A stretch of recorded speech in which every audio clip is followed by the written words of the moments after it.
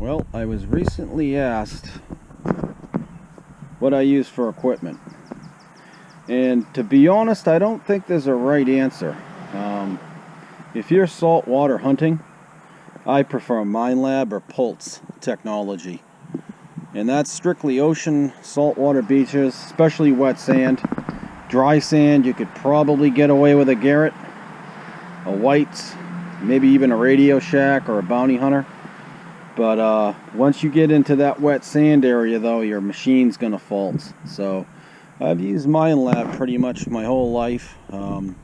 Some of my favorites right now was the Equinox. That seems to be working well. I like water hunting. I'm gonna strictly go with Excalibur 2. I've got this on the dive shaft. Still use the CTX. The VDI is unbelievable on depth. Gives you a lot of menus. The downside, it's a heavy model, it's expensive, but it's going to keep this machine. I still love that. Got the Equinox 6 and 800.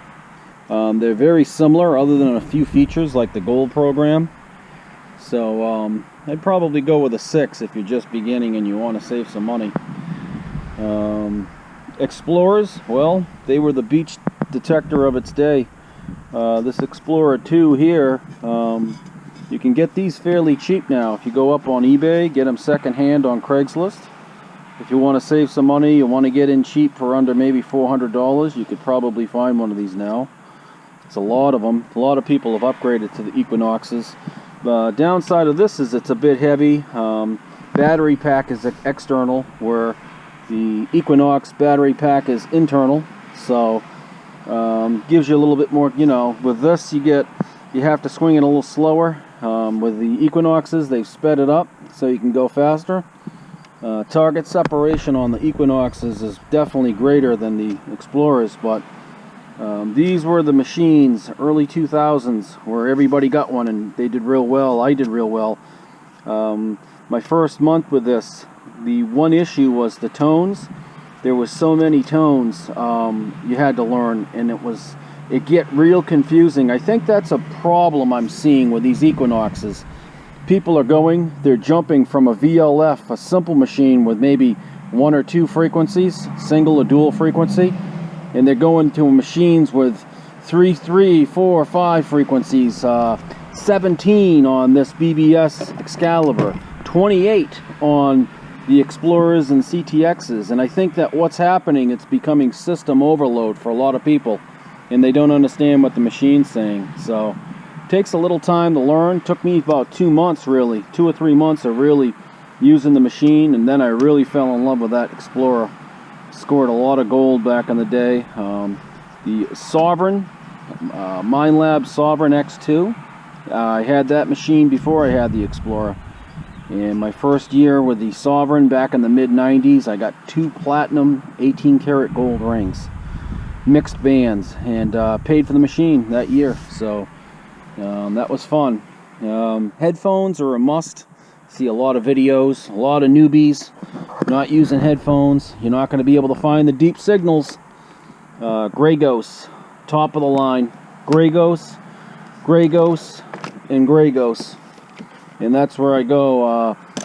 The wireless headphones are nice, but I get a little latency with these. I don't like it sometimes. So I'm an old school guy. I like the Grey Ghost, and you get the costs and some of the aftermarket waterproof ones for the Equinox. Coils come stock with a 10-11 inch coil. This is the 11-inch for the Equinox. Bigger coils, I prefer those in summer. I'm not using one right now because the places I've been hunting are target rich. So you don't want to use a big coil in those areas. You want to get in between the targets, and you can't hear them if you're picking up 3 or 4. The Coiltech Watts were probably some of the best coils I ever used. Sunray made a good coil. The X2, the X5 and X12, I had both of those, the small and the big. I prefer a 10-inch coil or bigger on the beach. I'm not a small coil guy. I suppose there's definitely room for it, though, if you get a real trashy area. This is the big coil, 15-inch for the Equinox. And we'll be using that this summer. Hampton Beach, wet sanding. That's really where you want to use that. You'll cover more ground and get a little deeper too on the targets. You get a lot of sanded in conditions on Hampton. So coils, definitely. Switch them up, mix them up. That's what I do. It's always a different coil for a different job. Coil covers, they're a must. You get into the rocky areas, you're going to bang the crap out of these coils. They'll break, scratch, and if you're not going through, a good tip is if you're not going through a coil cover every couple of years, then you're swinging your coil too high off the ground. Because every inch you swing up high, you're going to miss. So, an inch in depth. So, pinpointers, I really don't use pinpointers at the beach. I just dig and kick. You know, I think that it's extra luggage, but I guess they come handy. There was a few times last year where I was losing signals in the rocks. So, there's never an accurate, true way of the beach detecting. Everybody has their own technique. When I first started, there was no YouTube, was no social media. It was purely mentor. You'd find somebody who was good at it, and you become a good friend if you could. I was lucky. I met one of the best hunters probably on the beaches down there, and he took me under his wing, and so we didn't need YouTube. Today you throw a video up and people learn from it, so you don't need the mentors anymore as much. So that kind of passed. But as for recovery pouches, that's another thing you want to consider. Mine Lab makes some good recovery pouches. I prefer these Gray Ghost ones. This bag, it's got a memory to it. You can open it, close it, take it into the water. It's got some drainage there. You got a spot for your pinpointer over here. Got an extra zip side, Velcro side, all kinds of for your water bottle. It's nice and tight. I like that. That's a nice one. I'll be using that a lot more. So, recovery tools. Well, I got to tell you, I go with the long-handled stuff. I see a lot. Back in the day, I used to see a lot of guys with these. See a lot of little food baskets, strainers, all kinds of really weird stuff. But it's a lesson in backbreaking, so I never really used them. I went with the duck build. You want to go with the 90-degree ones too. And that way you just plant it, kick it, dig it, and you're on your way. And down there, when you're hunting Hampton Beach and you got 5 or 6 people you're hunting against, it's target recovery and target recovery time that are the most important. You want to dig 5 or 6 targets compared to other people on the beach who are struggling, because it gets real competitive on some of those beaches. So I definitely use this, especially dry sand. Shovel, pretty much useless in the dry sand, but I still like to use the shovel a lot. I've broken a few of these scoops, believe it or not, over the years.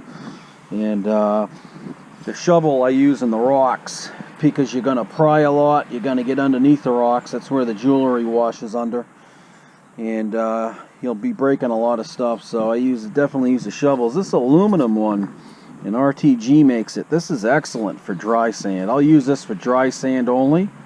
The stainless steel are great in the water and more of a hard pack. And once you go to true bedrock, you want to get into a shovel, something that's disposable, so it doesn't break. But that's pretty much my recovery tools. You probably see my floating sifter. I used to use that up in the lakes in the 90s. Did pretty good. Some of the lakes in New Hampshire, it's funny, get varying conditions. You'll go from mucky to clear, back to mucky again, mineralized, non-mineralized. So we'll be hitting some of those areas, I hope, this year. Got to do a lot more water hunts. But as for shafts, Plugger makes shafts. Anderson, the Plugger ones I like. I got that on my Excalibur right now. So you want to consider, if you want to change up some of your detecting stuff, like the Excaliburs are heavy, the Sovereigns are heavy too. So if you want to change those up and go light, you can mount them right under your elbow, right into your hand. So it takes all the weight off. Some of the problems with the Mine Labs are they're not balanced well, and it can be remedied a little bit. Some of the Equinox is tough. It's not balanced well. Every time I tuck my headphones under there, they fall out. So, but you got to take with a good with a bad. definitely the Equinox right now is the beach machine to have. So works well, and not any faulting or anything I can report after a year. So pretty happy with that. But if I was going to tell somebody what detector to use when they first start out, go with an Equinox if you're going to beach hunt. If you're going to lake hunt, park hunt, and not do much ocean beaches, go with a Whites or Garrett. Single or dual frequency VLF, they'll work fine. You can save maybe a little bit of money, but the price point is so good on the Equinox where, you know, $600, $700, $800. It's pretty cheap compared to some of the other major manufacturers right now. So, but these are my setups. So just wanted to show you guys what I'll be using, and I'll show you what you dig too. I'll put some stuff on the table and show you the reality of the situation down there. A lot of stuff you'll be digging and finding. But I couldn't reckon every one of these machines on this park bench here. I recommend. So go to it, try them out, try different ones. That's another good thing. When I first started, I tried Fisher, Garrett. I had the GTI 2500. It was a $1,000 Garrett machine. I had White's Bounty Hunter Tesoro. I was a big White's PI guy back in the mid-90s. I love the PI. Problem is, lots of iron. You're going to dig a lot of iron, a lot of sparklers, a lot of screws, a lot of nails. And you save your time, you add a little discrimination with these Equinoxes, you're okay. But key to beach hunting is dig with the less discrimination is the better in the beach hunting world. So, and dig everything. That's what I've learned over the years. So we'll bring out some stuff we find, and we'll show that next.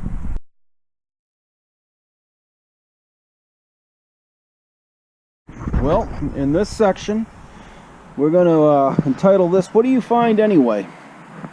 What do you find on the beach with these detectors? Well, we know we find good stuff. We know we find silver, lots of silver. But I gotta be honest, the videos sometimes don't portray everything. You guys see me out there finding a old coin or a cool ring, but there's a lot of digging that goes on in between those video clips, and I want to show you some of this today. So we'll come around this table right now, and coins, top of the list. You're going to get a lot of US coins, a lot of worn coins, especially if you hunt the rocky areas. Basically these are really worn, some of these thin. Lots of coins, dry sanding, middle of the summer. That's where all the depositors deposit our stuff.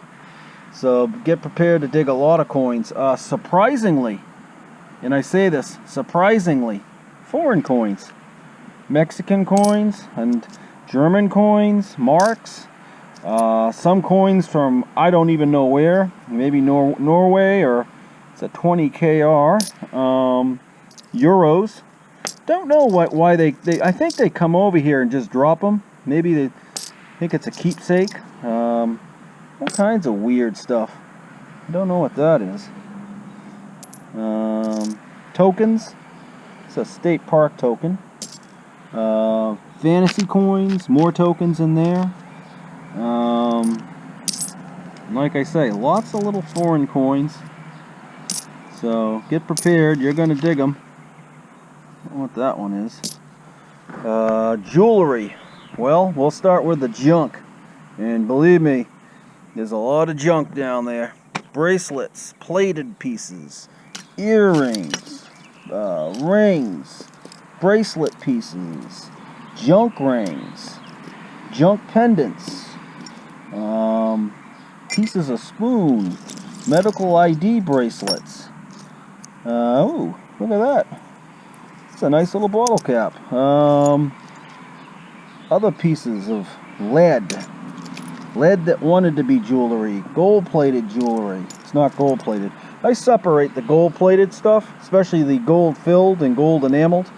That may have a value again if gold goes way up. In fact, I have some separated in here, in this little bag, and it's gold-filled jewelry. And what they do is they can actually melt that down and get some of the plating off and reuse it. So I'll keep that for now. rings that look like they could be worth something, but they're not. I don't know what the hell that is. Piece of brass. Ooh, look at that key. Yeah, I'm gonna put that over in the old key pile. Lots of stuff, lots of old stuff. Sometimes you get old pendants. I don't know, it's an old pin, brass pin. I tell you, that looked good coming out. Dog tags, cigar pieces, more brass rings, brass crosses, brass earrings. So you're gonna dig some crazy stuff. Got that off of York. That was from the 2007. That's some sort of an old religious pendant. And it's got the guy's name from Rochester. I never looked it up. But that was after the 2007 Patriots Day storm. And that was a silver bonanza. Got a lot of silver. Not so much gold, but a lot of silver from that one. So we'll come back over here. And you've probably seen the lead pile. Lots of lead. Lead sinkers. I just did a dump this morning. Brass, lead sinkers, lead diving weights, pieces of brass, pieces of more brass, more lead, lots of lead weights, lots of bullets, more pieces of brass, occasional padlocks, all kinds of good stuff in here. Bullets, small weights, keys, pennies, fishing stuff. I know that you don't see any toy cars on here. I sell those on Craigslist, 25-50 cents each. Hot Wheels. I find knives too. Quite a few knives. I don't have any on the table either. I cleaned those out. So the Hot Wheels, keep them. You can sell them on Craigslist. I flip them. It's gas money. Lots of lead toys. Lead soldiers. Lead cars, lead trains, more lead soldiers. That's a cool looking car. That came off that York beach. The small town beach. That washed down to rock. And I had an 8 gold day, 7-8 gold day over there. One of my best days. I walked off that beach with over $2,000 in gold in one day. Lots of lead wheels, Boy Scout medals. I don't know what that is, something old. G-Men. That's the old badge from the 1930s. It says G-Men. And that was back in the John Dillinger days. That came off Wall of Sands. I remember that one. Padlocks, old keys, old padlocks. Brass. You're going to get a lot of brass. Brass keys. Brass, you name it. Barrettes. Water handles. Look at that one. That's an oldie. Oarlocks, rain guides, handles, pieces of copper. I got lots of copper down there. Old skeleton keys. I think I showed you that one. It's around here somewhere. Here it is. That came off of York Harbor. That's an old skeleton key.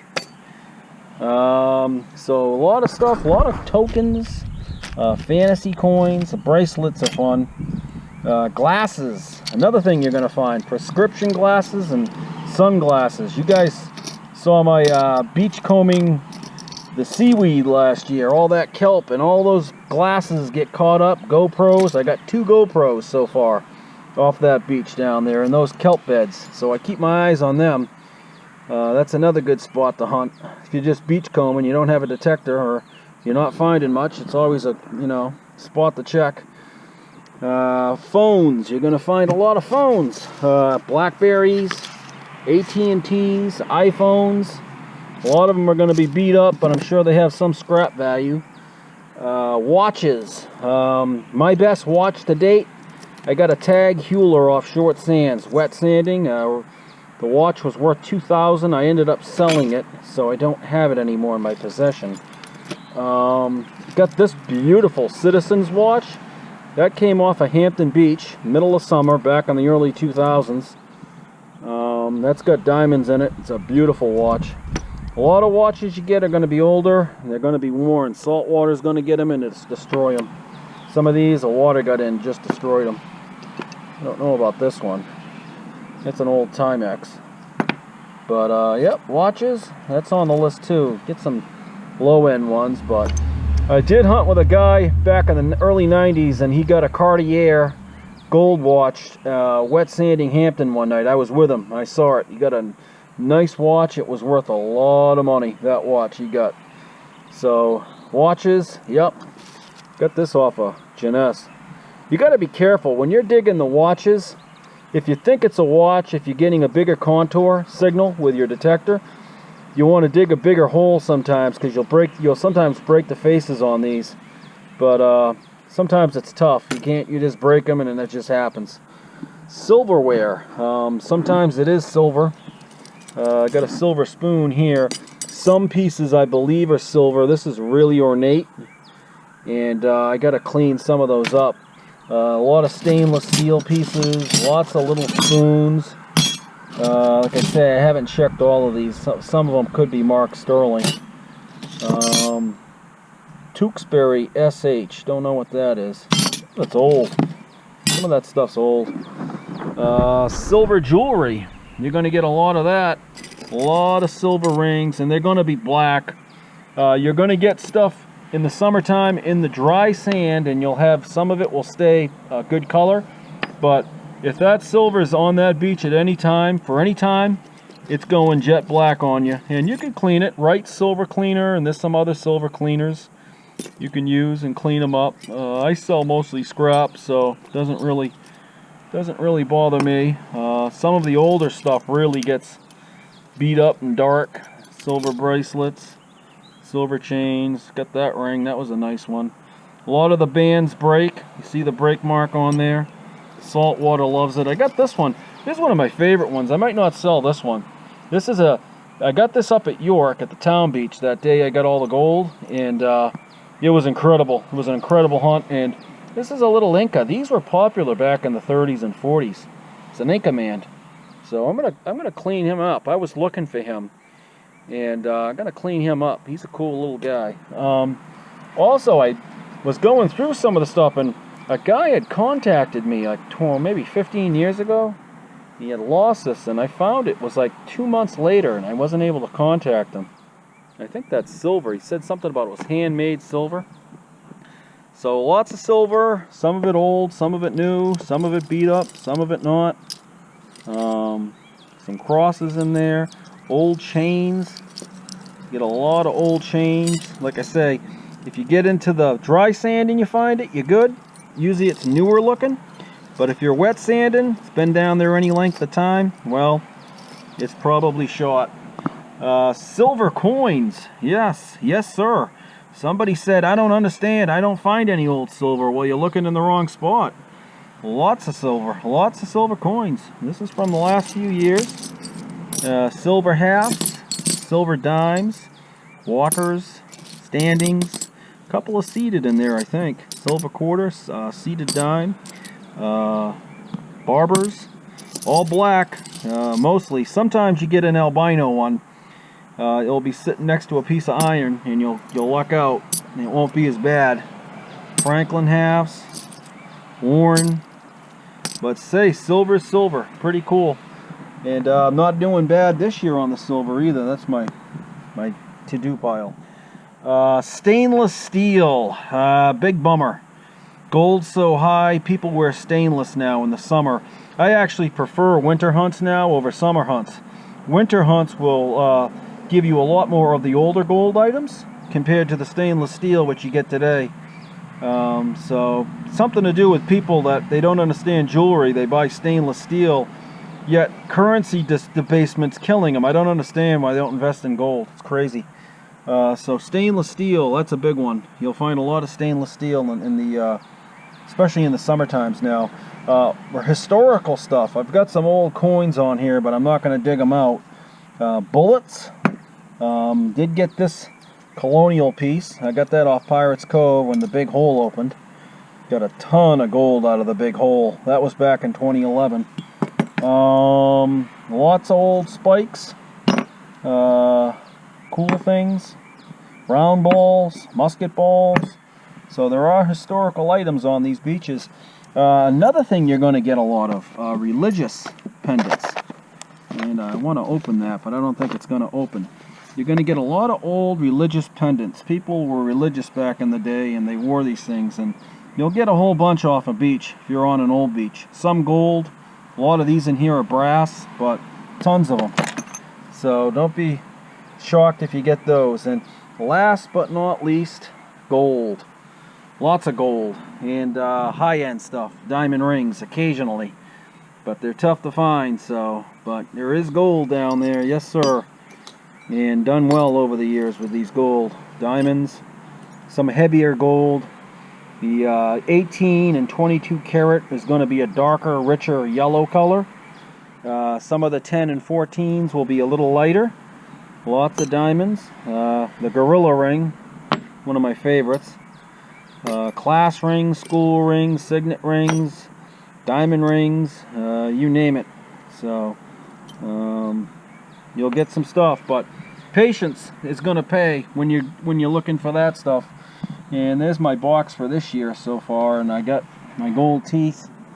I got 1, 2, 3, 4, 5 gold, and I got a crushed ring, some silvers, and then I got the platinum the other day. So that's pretty much it. That's what you're going to find. Dig a lot, enjoy it, smile. That's what I do. But I've done well over the years. This is a small, I couldn't even put a number on the pieces of gold I found. So small amount on this table of what I found. So, but it's a fun hobby, and like I say, don't be surprised. Dig everything too. If I was going to tell somebody just starting, dig everything, because you never know. Some of the signals down there are flunky and they're actually good. So, but that's what you'll find.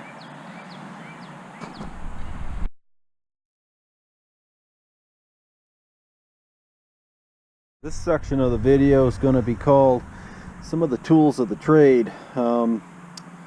If you're going to be doing this for any length of time, like I have, I'd start out with a gold test kit. I see a lot of people on YouTube and they do videos and the item's not even close to gold, and they try to use the test kit. A lot of stuff found on saltwater beaches, if it's plated, it's going to peel right off unless it was just lost a week or so before. So a lot of the older gold is where you could run into the problems. That's what would be needed to be tested. Some of the real old gold is not marked. I found a ring a few years ago and it ended up being gold, but there was no hallmark. I found a couple others where the hallmark had been wiped out just through wear. So it does happen, but 9 out of 10 times that piece of gold's going to stay yellow in that, even in that salt water. Sometimes it gets a green patina. I call it green gold. That's indicative of a piece of jewelry that's been hanging down there in the surf for a long time, and you'll get a green clumpy stuff growing on it. But 9 out of 10 times that piece of gold will still be yellow when it comes out of that salt water. Same with platinum. Silver, on the other hand, will turn jet black if it's been down there any length of time. So gold test kit, probably top of the list. It's always good to have. You simply take the ring, scratch it on that stone, then you just put whether you got 10 karat, 14 karat, 22, and you can measure it. And if the line disappears, that's where the break point is on your gold. So it's something good to have. There's some electric testers out that are even better. I'll probably get one in the future, but right now I just got the test kit. I really go by, if most of the jewelry you're going to find is going to be marked. I'd say 99, 98% of it's going to be marked anyway. Silver usually does not have real diamonds. I found one ring that had some small real diamonds that was ornately made. So, but 9 out of 10 times, silver jewelry does not contain diamonds. It usually CZs. So, well, that's a big myth people don't understand. The higher the carat gold usually has better quality diamonds. At least that's what I've had over the years. And platinum has better quality diamonds. But the first thing you want to do is go online and get a list. You get your 10 carats, can be white or gold, white or yellow.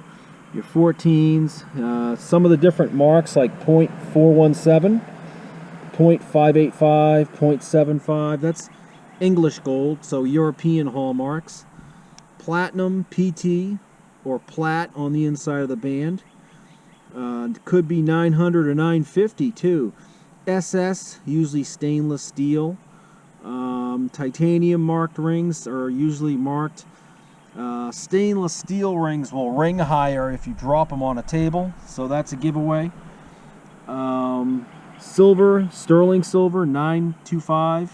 A little pure, more pure than coin silver. U.S. coin silver, 0.90 on the coin silver. Like I say, tungsten rings. The plum rings will throw you off because you can get a KP or a P. So you could find a ring and basically look on the, and it happened to me, and look on the inside of the band, you see 14 P, and you're going to assume plated when it's plum, which means it's even better than 14 karat gold. It's plum, meaning exactly 14 karat. So that's something that can throw you off. So you want to be aware of that. Threw me off a few times. CZ, sometimes they'll be marked. Sometimes diamond weight will be marked on the inside of the ring. There's some different numbers too on the shanks. I actually found a ring one year, and I don't want to get bragging, but it was actually, there was a serial number the ring was worth so much. It was a diamond ring. It was found up at York, and I won't go into specifics, but incredible ring. Once again, not in my possession anymore, but super find. And you really want to learn the hallmarks, I'd suggest downloading it. I have a sheet. If I ever get confused on a hallmark, I look it up. Also, some of the older silver and gold hallmarks can be looked up online. There's plenty of sites where you can just go up and find out what the hallmark means. Some of it's antique jewelry.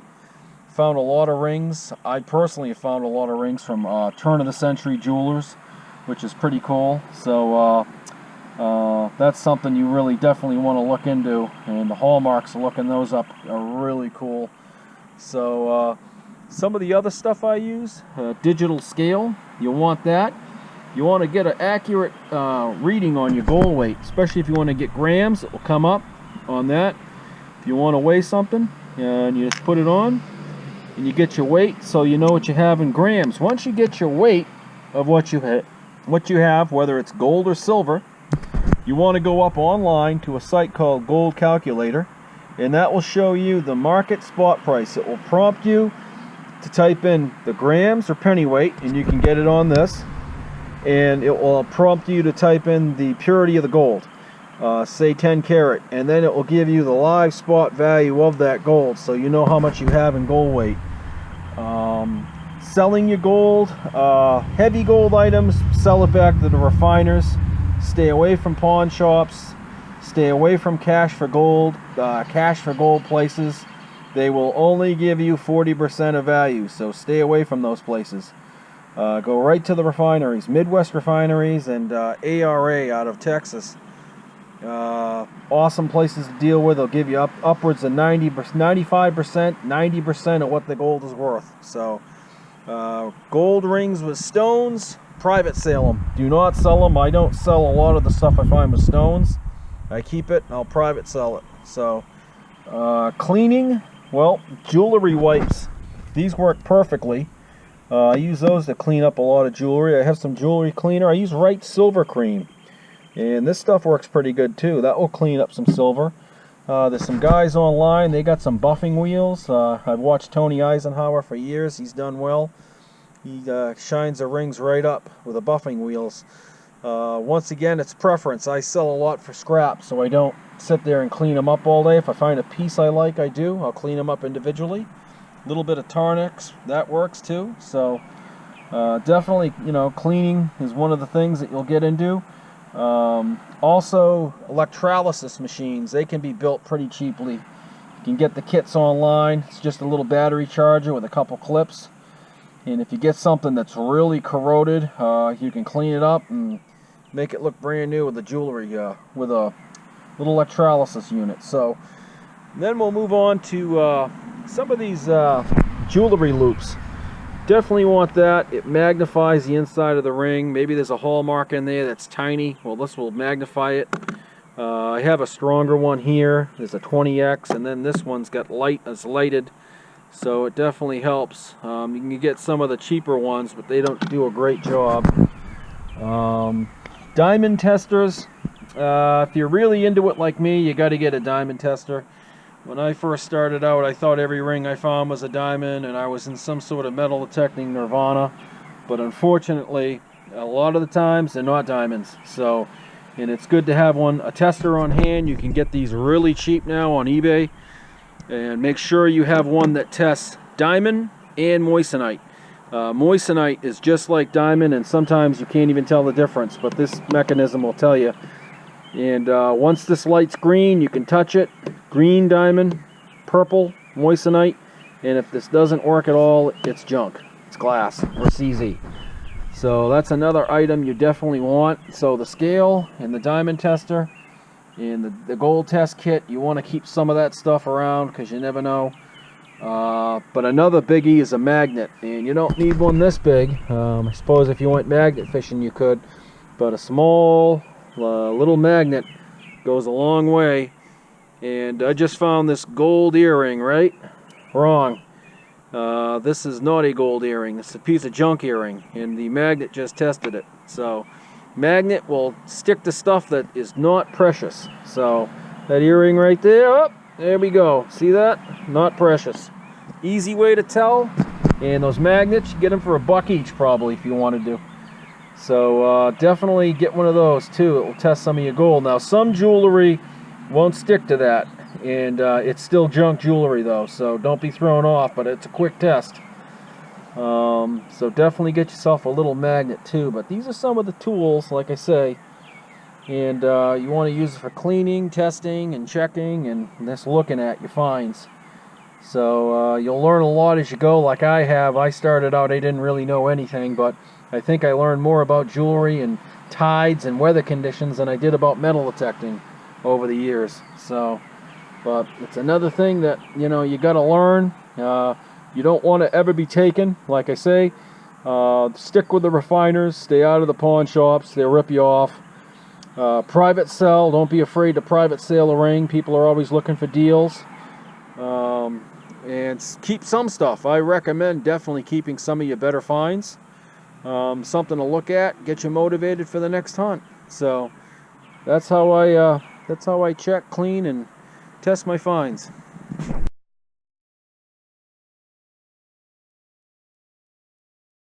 Tide charts are a must. I like to keep a copy of tide charts in my car, and what I'll do is I key off of these. I'm a guy that kind of does the research ahead of time, so I already know before I hit the beach or I arrive at the beach, I know if I'm going to wet sand or dry sand. Wet sanding, I like to wet sand new targets, usually beginning of July, right through the fall. If there's a cut on a beach on the wet sand, or a washout, I'll hunt that wet sand at that time. Sometimes it can be in the spring, sometimes in the winter. Cuts can happen at any time, so but most of the time I'll hit the wet sand, like I say, after the 4th in New England. The water warms up, people start to swim, and they'll lose jewelry. Minus tides, well, they fall in the early morning, summer and fall. Then it flips over into the winter and early spring, and it goes to late in the afternoon. So you'll get your deep minus tides in the morning though. On here you can see this is May 2019 tide chart, and if you look over here, today's Sunday the 5th. We had a -2 this morning. That's where I got that wheat penny. I was down there. And if you look at all of the times, we got AM. So we had 6:40, 7. There's a little difference each day all the way up to 8. So we'll go from -2 to -5. And if you go over here to the evenings on these same days, you'll notice 0.6, 0.5. So they're not minus tides in the evenings. They're only in the mornings in the summertime. So that's something you want to be aware of, because you can get an extra 50 or 100 feet down there in that wet sand area. And wet sand is where the majority of the people are going to lose their jewelry. So something you want to watch for. Some of the stuff I really watch for are coastal storms, coastal storm warnings and watches with the threat of severe erosion. You'll get those via your local weather. They usually post those warnings on any NOAA site for the local weather, and you'll want to be, if you get at one of those situations with the bigger minus tides, say the 1.1s, because you're going to get plus tides on the other end of that, which is like a plus 10. So you got a really high, above average high tide, and then you get a big coastal storm. It's that much more water that's going to come in, and that's where the majority of you're going to get your beach erosion, your big beach erosion, several feet of sand. You probably saw my videos from a year ago up at York and some of the other beaches. We had that same, we had 3 big storms, all came in on some high tides, and it just took off.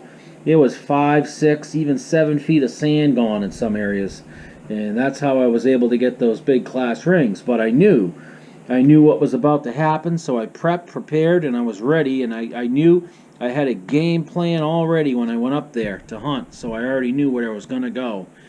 But that's why you got to learn tide charts, and you got to do the lunar phases of tides. I want to throw out something right now. There's a guy named Terry Shannon, and he's from Florida. He's a legend, and he's got a superb video on moon phase tides, and check his video out. I'll put a link on there on my site here, and great video. He's probably got the video of the year on that. Explains it really good, explains it in depth.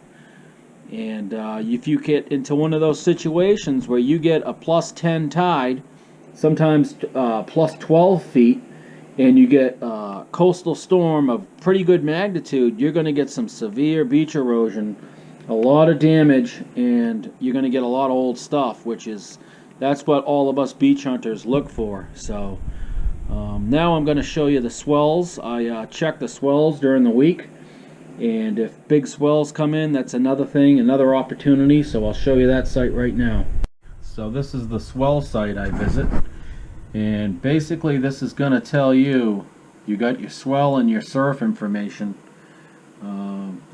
You got weather and then wind direction. Wind direction is an important part. You're looking for an easterly or northeasterly wind usually, especially in the winter with the storms.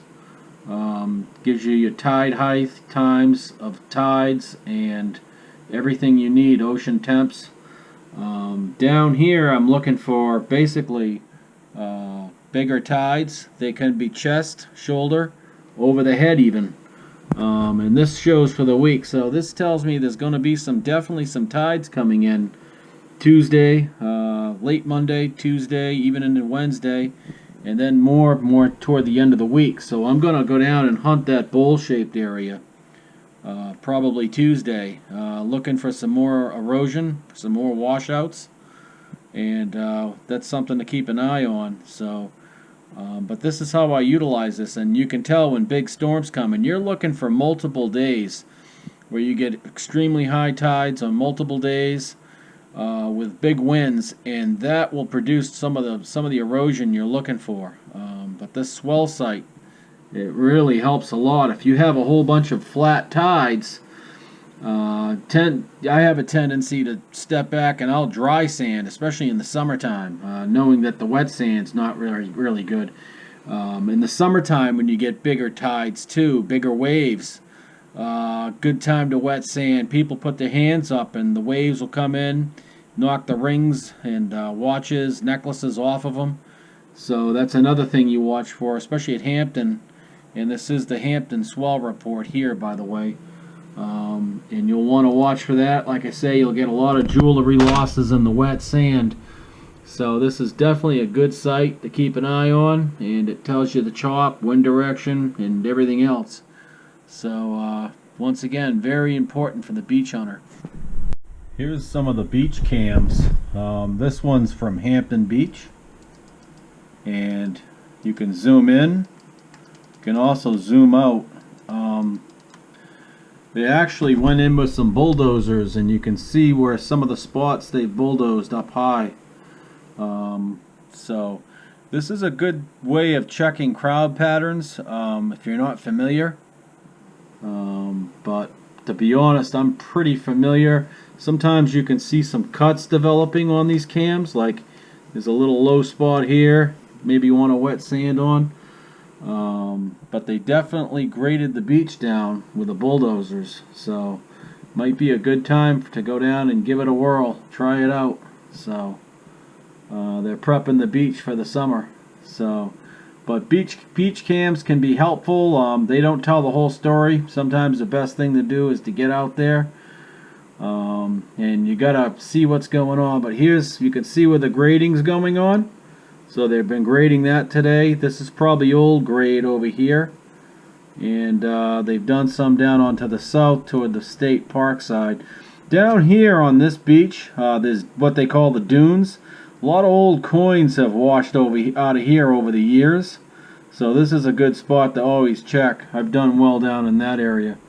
So, but beach cams are definitely a way of checking in, like I say, and in the middle of summer you can actually see the crowd patterns on the beaches, see where people are sitting, especially if you're not familiar with the beach. So it's just another method of finding out some more stuff and information on the beach. So another tip is the lost and found section on Craigslist. Early morning, spring, summer, and fall, a lot of people will list their rings lost on here, and they'll give you a general area. I returned a ring for a gentleman about 4 or 5 years ago. It was a high-end ring, lost in the surf, big platinum wedding band. So it's definitely a treasure lead site, worth checking out in the summer. So also, you want to develop relationships with surfers and some of the lifeguards, because they know of people who lose stuff, and some of the surfers actually see some offshore cuts and they can tell you about them, or maybe they've heard of somebody losing a ring. So it's another lead. You don't want to ever lose any leads, and you don't want to exhaust any. So here's one right here, a worry ring that was lost at Old Orchard Beach. That's been on there for quite some time, but you can definitely get some treasure leads in the summer. Probably reward money's involved a lot of the time, so don't bypass this site. Another great site to get some leads. And don't, like I say, people say don't talk to people at the beach. You got to talk to people. That's where you get a lot of leads. Sometimes just talking to people will come up to you and tell you they lost something, or even get a lead for a site maybe inland that's not even beach related. So interesting stuff though. So never shy away from these. It's a good little tip.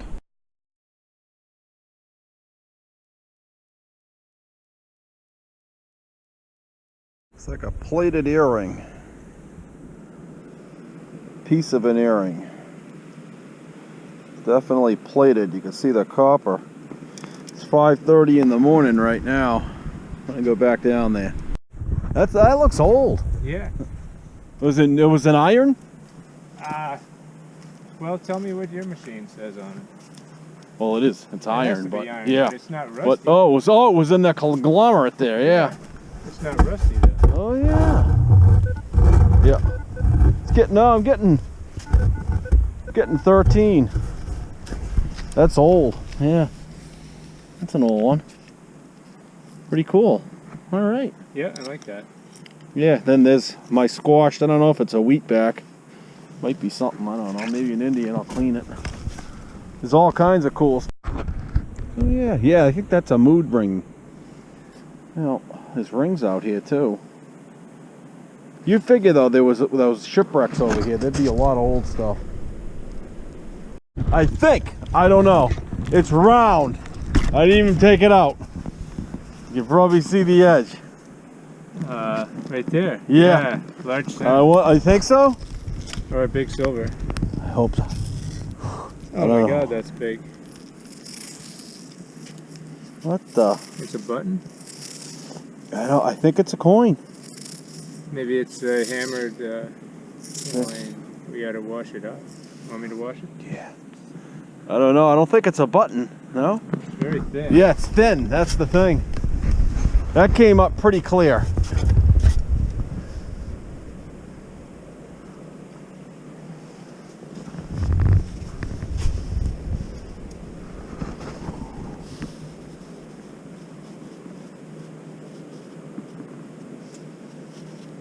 I don't know.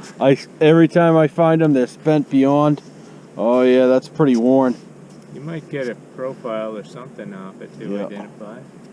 It's definitely a copper. I'd say it's a copper coin.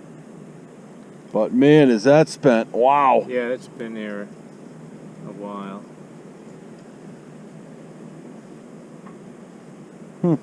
But the large cent I got over there was, you could even read the date on it. Really? Yep. Figures mine's burnt.